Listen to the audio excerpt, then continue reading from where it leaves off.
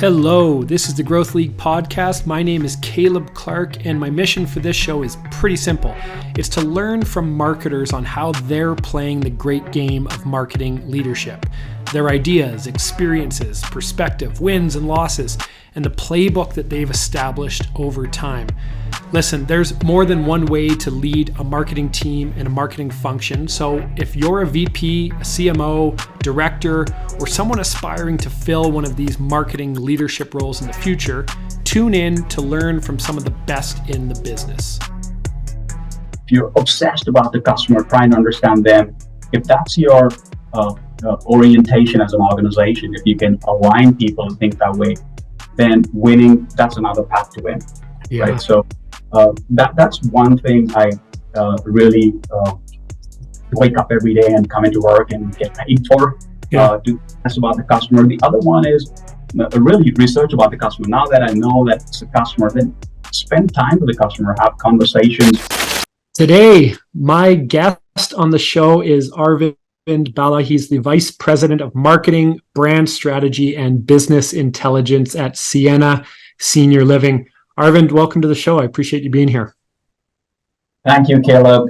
So delighted to be here and looking forward to our conversation today. So I know that you value community of marketing leaders and learning from each other and kind of sharing tips and tricks and experiences. And so this is why I thought you'd be a great guest on today's show. What I'm curious to start with in terms of asking you is, what's been your journey as a marketing leader before coming to Sienna? What ultimately brought you to Sienna? And I'd just like you to talk to me about how you're playing the game of marketing leadership today. Yeah, I'll start with my idea of the game within air quotes here. The game of marketing is very simple. And that is, at least my philosophy is, you understand what the consumer needs are, and you make sure once you have that understanding, you have a product that solves for a very specific pain point or aspiration they have. And if you solve for that time and again at scale, you have a winning brand. So it's a very simple idea. So it's nothing complicated, and I wouldn't call it a game in my definition. It's just the way to do business. It's an ethical way to solve for real needs and then grow your business and make it commercially viable if you're a for-profit corporation. So it's really that. And again, this is how I came into marketing. My foundation I've been a marketer for 25 years.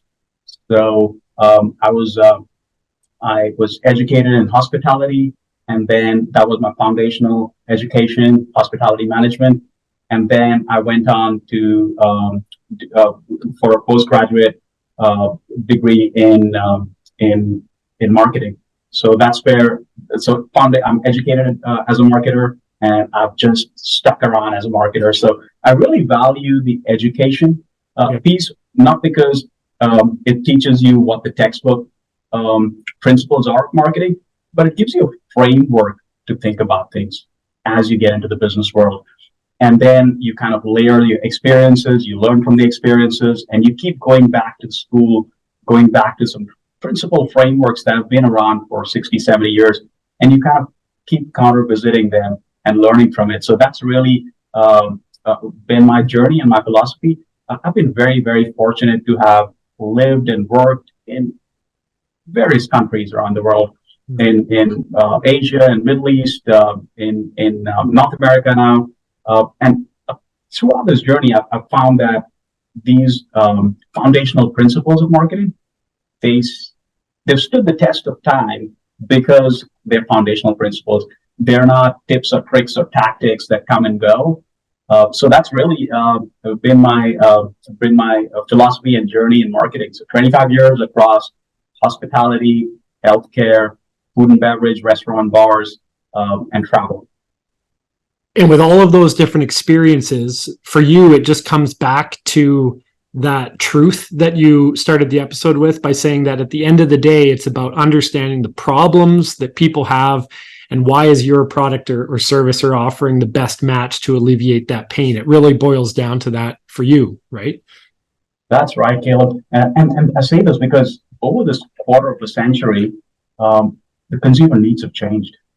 Right. Right? And also, brands are so much more vulnerable now than they were when I started my journey. But when I started my journey in career, that time brands were a closed box.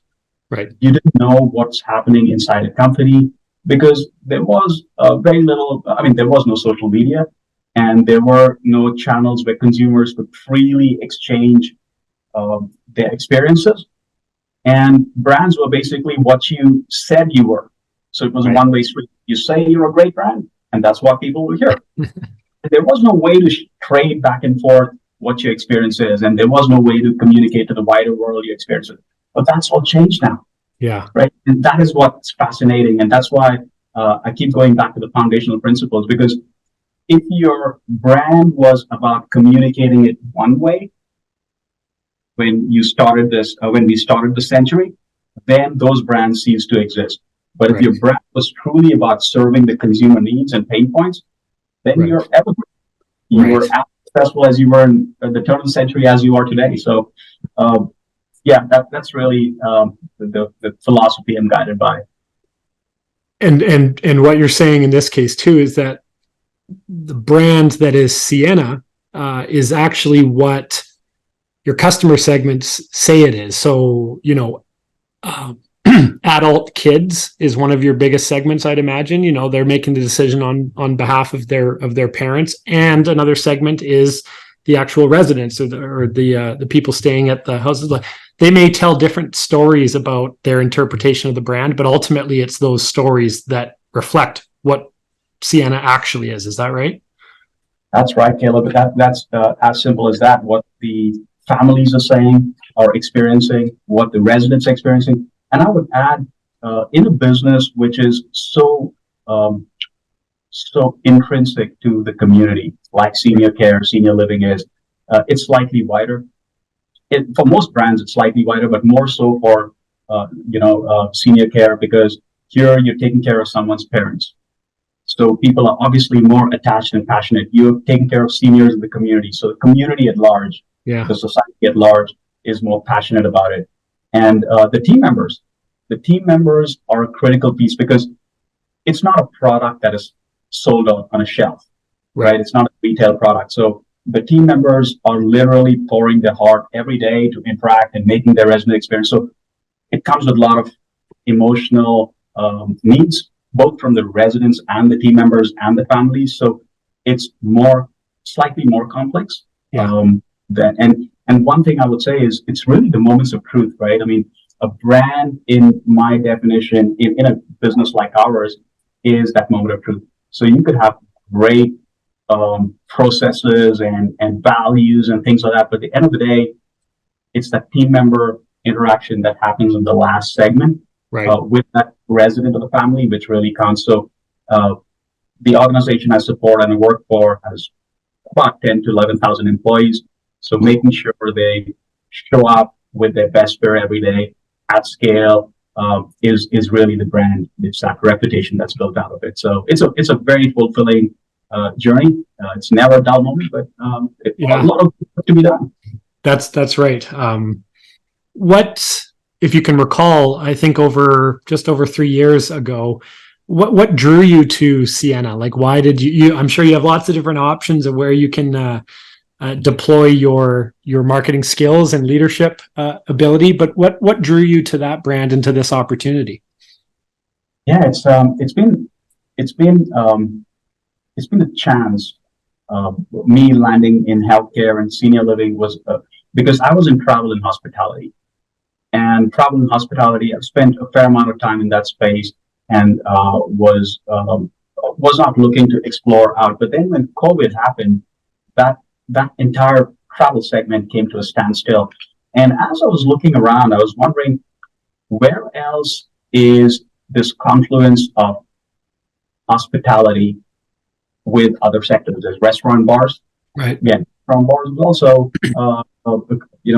closed at that point in time. So there are very few sectors where hospitality was central along with services, and healthcare was definitely one of those domains. And within healthcare, I thought senior living is a perfect fit, in the sense you have a a component of regulation and healthcare, but a Mm-hmm. vast majority of that, that's one facet. The other huge facet is the hospitality, the interaction, the customer experience.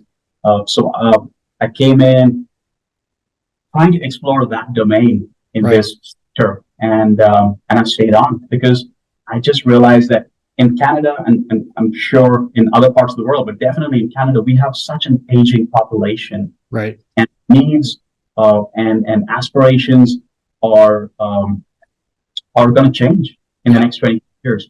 We know the population is going to age rapidly over the next 20 years, so the needs are not going to diminish, but also the aspirations, the way we collectively as a society think about aging is very different than how we thought about it, say, 30 years back. It's just a generational change. Right. So all of that makes me very, very excited about what can be done in this domain, in this sector. Yeah. No, I can tell. It's very clear that you care about what you're doing and the mission you're supporting. And I love the fact that it's not just, housing for our elderly, but it's an opportunity to deliver great, hospitable experiences to the families that are associated and to the actual resident itself. It's not just lodging, right? Yes, it is not just lodging, and there was a time and space, perhaps, but what I'm seeing now is exactly that, Caleb. That uh, people people want in any chapter of life, people want more enrichment, Mm-hmm. and that comes with uh, exploring new hobbies, more social interaction, especially after COVID. The Right. social isolation was brutal, and it was for everybody. It doesn't matter where you are in the generation. Whether I have a daughter, my daughter was going through social isolation, looking at Zoom all day long, trying to attend school and what have you, and everyone was going through this. We were not able to interact with people in person, and so on. So, and more so for the elderly, it was really, really hard. So, I think that has another thing that we've learned from COVID is that we as a society need to do a more wholesome job in supporting that elder care and seeing how we can make it more socially interactive, more socially rich for them. So I think all of that comes through community living. That's great. If I was to ask you to describe your job through the lens of this question, which is, Arvind, what would you say that you get paid to do? Yeah, I think that's I get really paid to do few things. The first one is understand the customer. It all starts with the customer, and the customer can be family, can be a resident, can be a team member. Yeah. Right. If you're trying to recruit people, which is recruit talent, that is also an important job to do.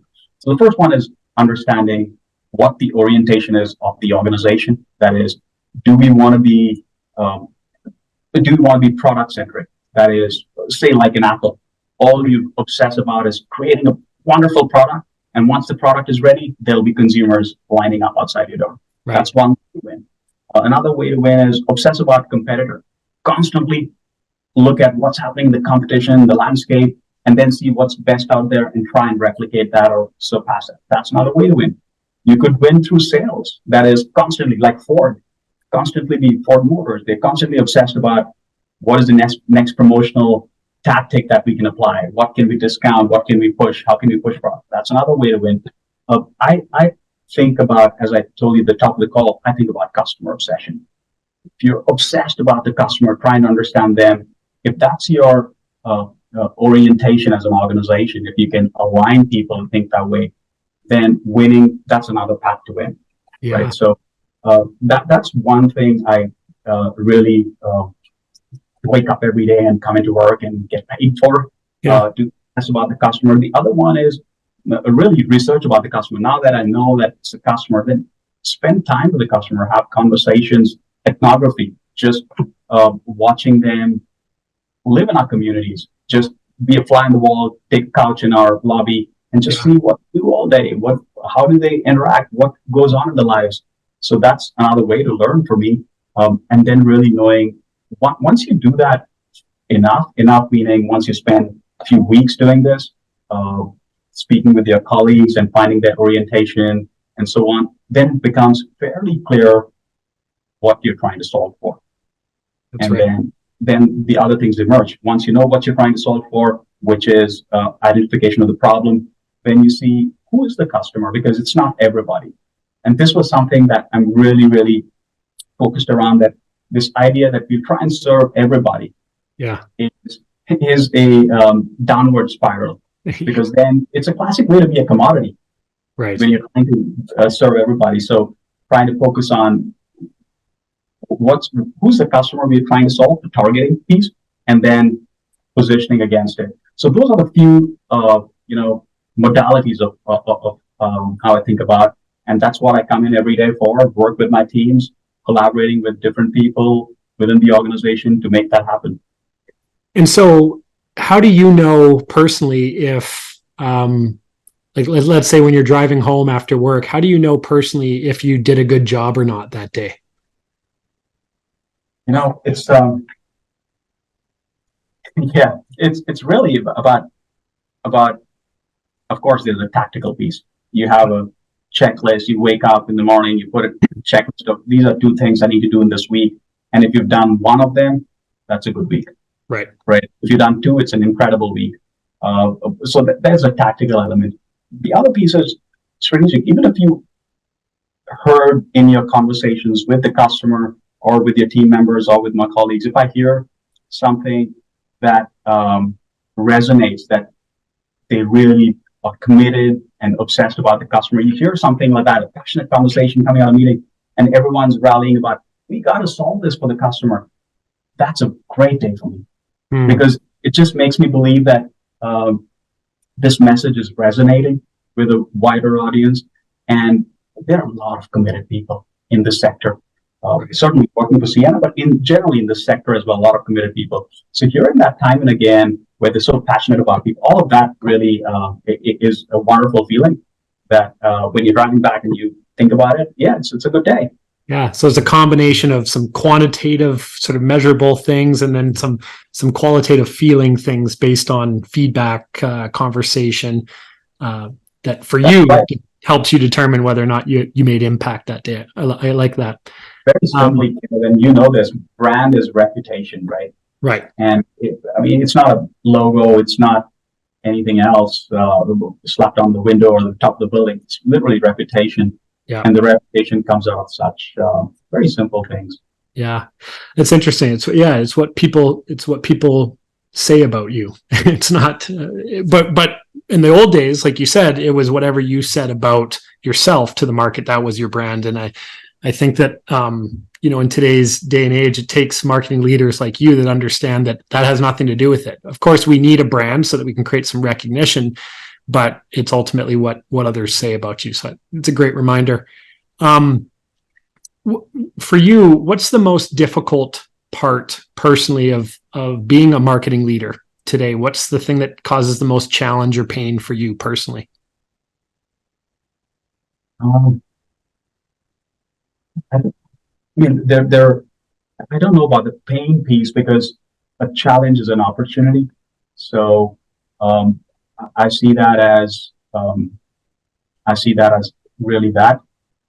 And for me, it is about balancing the long term and short term. That is always, there's a push and pull. In most of the organizations I work for, there's always a need of the hour, need of the month, need of the quarter.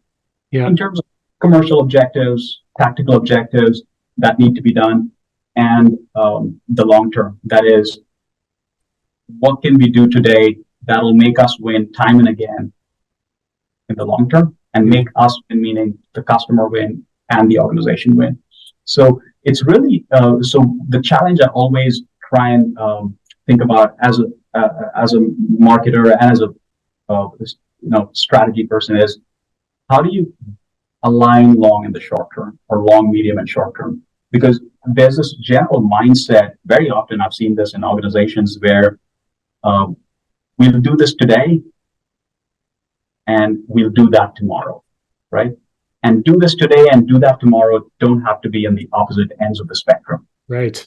You can win in the short term, you can win in the medium term, and win in the long term if you're, again, obsessing about the customer, thinking long term. Everything will balance out fairly well. So the short and the long don't need to be in conflict. So that's really, I'm thinking about that very, very frequently, very often, to make sure we're not solving the same problems Right. every week, every month, every quarter. We're solving different problems. Yeah. We're not facing the same problems every week and every month. We are facing different problems. That shows progress, because then you're not doing the same things and expecting different results. Yeah, no, that's great. Does an example come to mind where tactically or within the activities of your team, an example of that, a long-term play versus a short-term?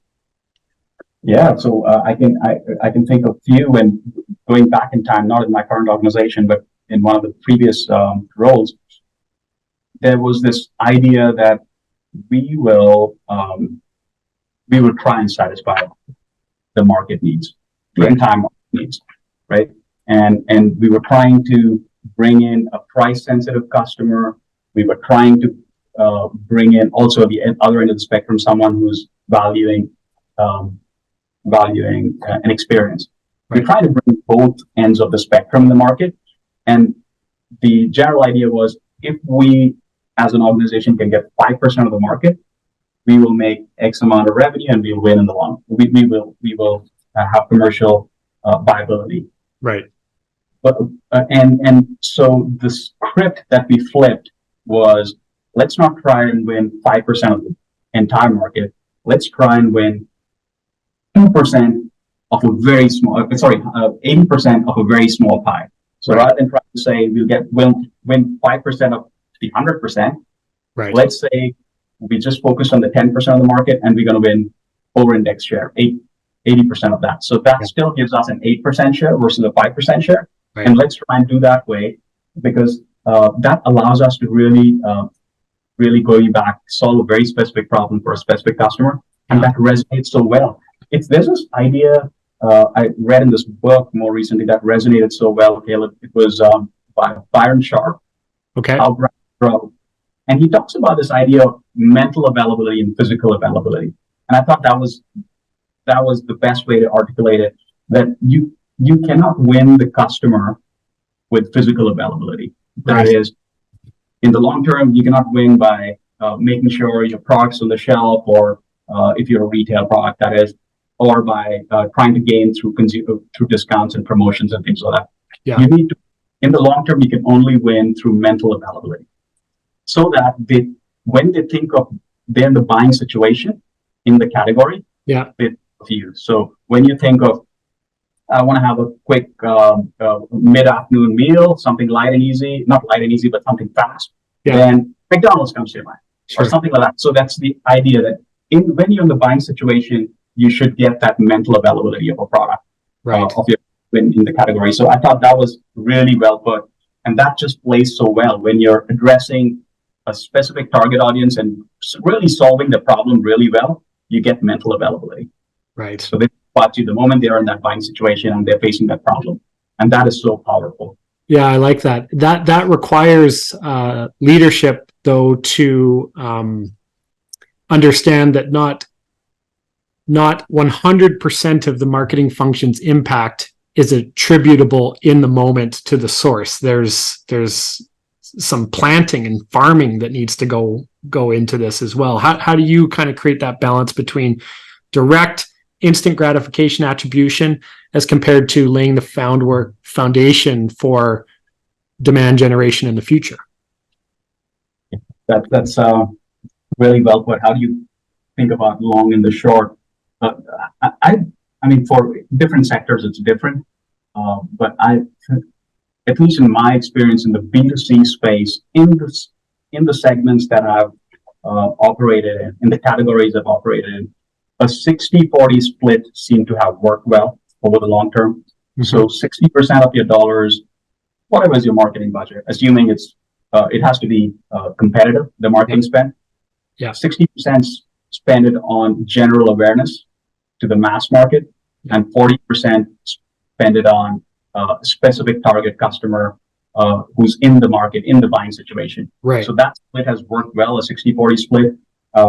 And this ensures that you're creating that mental availability for the long term, and you're solving for that medium and short term needs of really bringing in the customers through the door.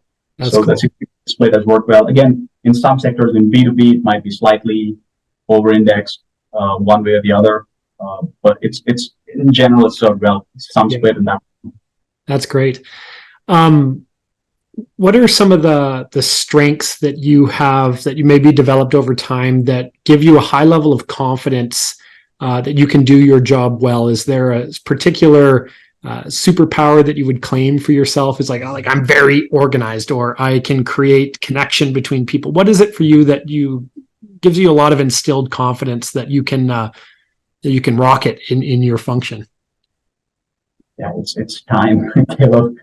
I think I started off as a tactical marketer, as most do. That is, someone as a junior marketer, you come in and someone comes in with a problem saying that, hey, this is what I need, this is what needs to be done, and you immediately say, all right, I'll do this, and you kind of, in your eagerness and enthusiasm, you kind of take it and you think tactically. Hey, let's do a social media, let's do a discount, let's do a promotion, or whatever that be.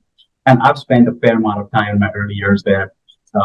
And very quickly I realized that it is just short term. Yeah. First of all, you don't steer the organization one way or the other, because you're just an order taker in terms of needs of the internal needs of the business. And you end up living in that doom spiral. Yeah. So the superpower, I would say, is really thinking strategically. So always when you're faced with a challenge, just step away from the problem and go back to what was the strategic intent which you laid out right at the beginning. Right. And keep going back. If that positioning is very clear in your mind, the target segment is very clear in your mind, then really that really helps in questioning the daily decisions that you're making. So yeah, Caleb, it's really simple as that. Strategy before tactics. Yeah, totally.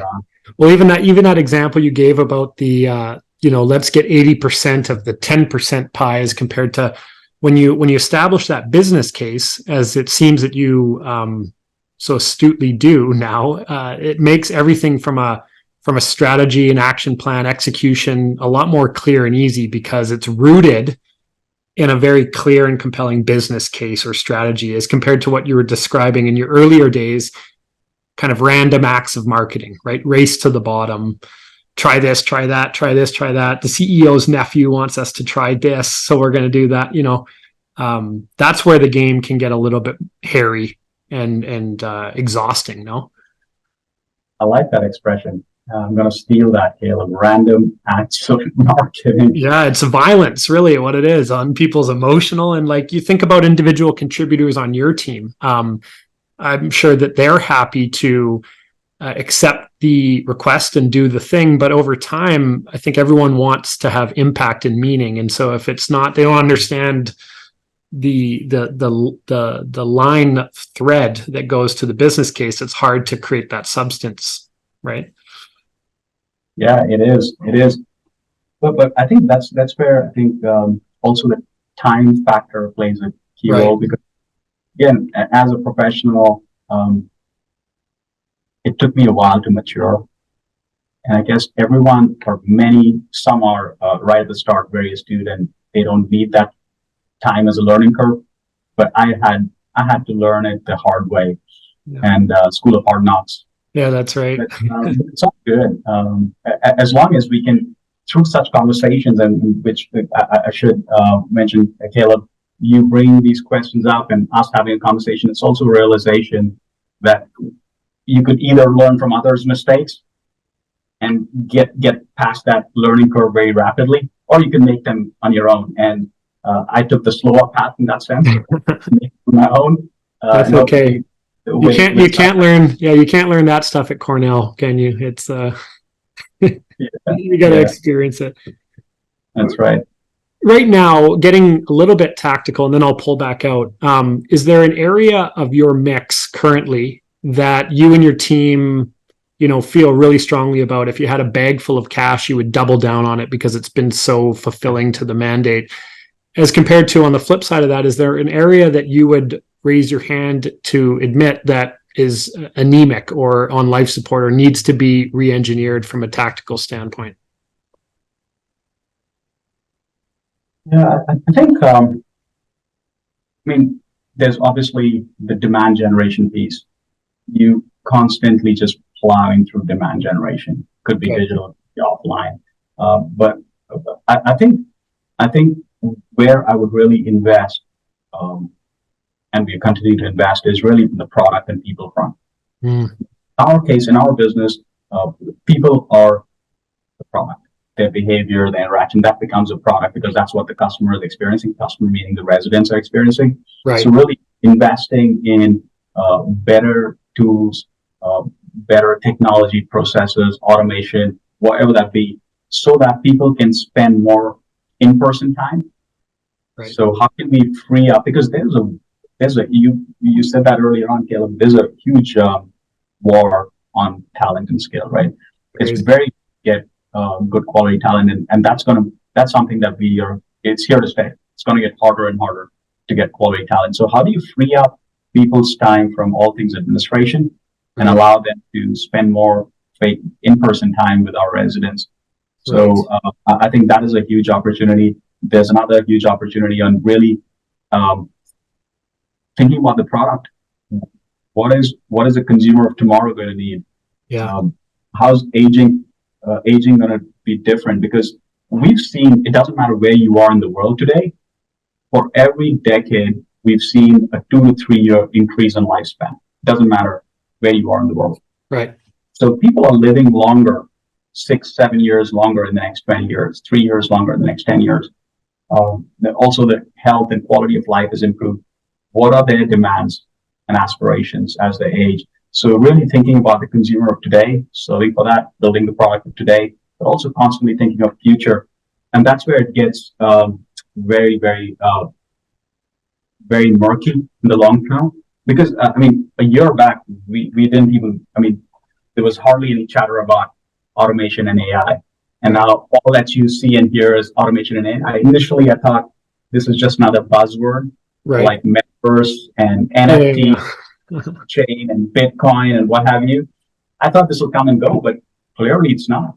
Yeah. It is transforming in a meaningful way. So I think there's also an opportunity for us as a business marketer to see what can we do in that space, which will help us to serve our customers better in a different way.